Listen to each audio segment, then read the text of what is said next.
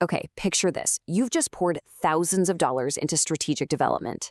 You pulled your absolute top talent away from their busy desks, and you gathered them all together with this incredible game-changing curriculum. But then the entire experience is completely derailed by paper-thin walls or a cramped, freezing cold room. It's an absolute tragedy, but honestly, it happens all the time. The hidden killer of effective leadership training isn't necessarily the material or the speaker, it's actually the room you deliver it in. Welcome to This Explainer. Today, we're diving into why treating venue selection as a strategic pillar rather than just, a last-minute administrative afterthought is the literal key that unlocks training success. Because leadership development, it requires far more than just four walls and a projector.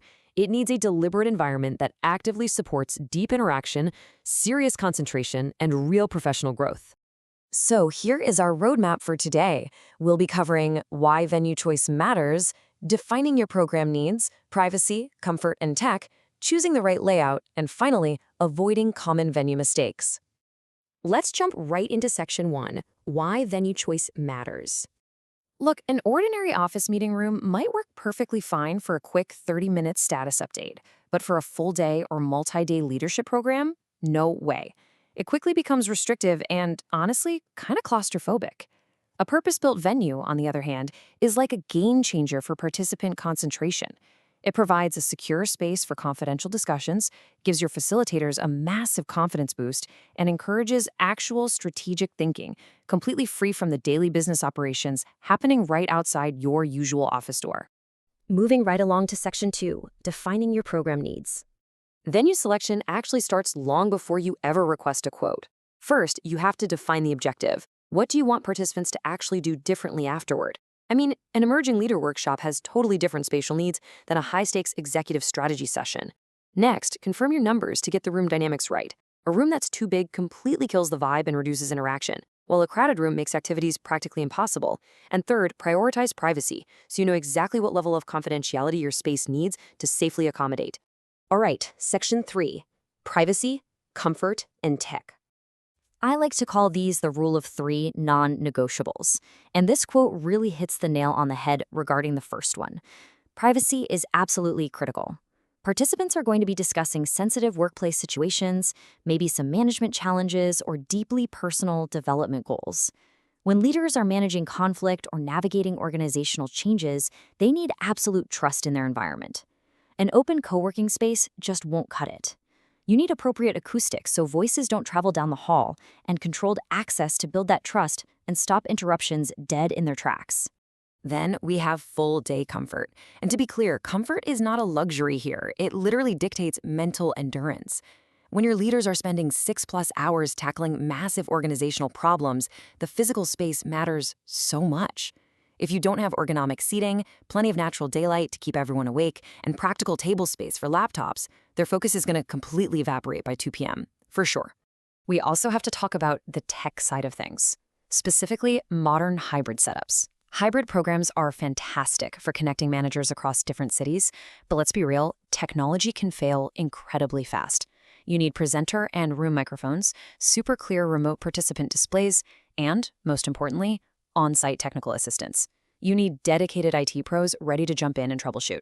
Your facilitators should never, ever have to play IT support. Okay, on to Section 4, choosing the right layout. This is essentially the architecture of interaction. How you arrange the chairs actively dictates how your executives will talk to each other. Think of this as your personal cheat sheet. Hosting executive development, go with the boardroom layout for highly focused discussion. Doing some coaching, the U-shape is your best friend for strong interaction. Running collaborative workshops, Cabaret seating is exactly what you need. Need workspace for structured training? Classroom style. Just need efficiency for a briefing? Theater style. Every layout has a very specific psychological and practical purpose. But remember, the magic doesn't just happen in the main room. Breakout spaces are a total must-have.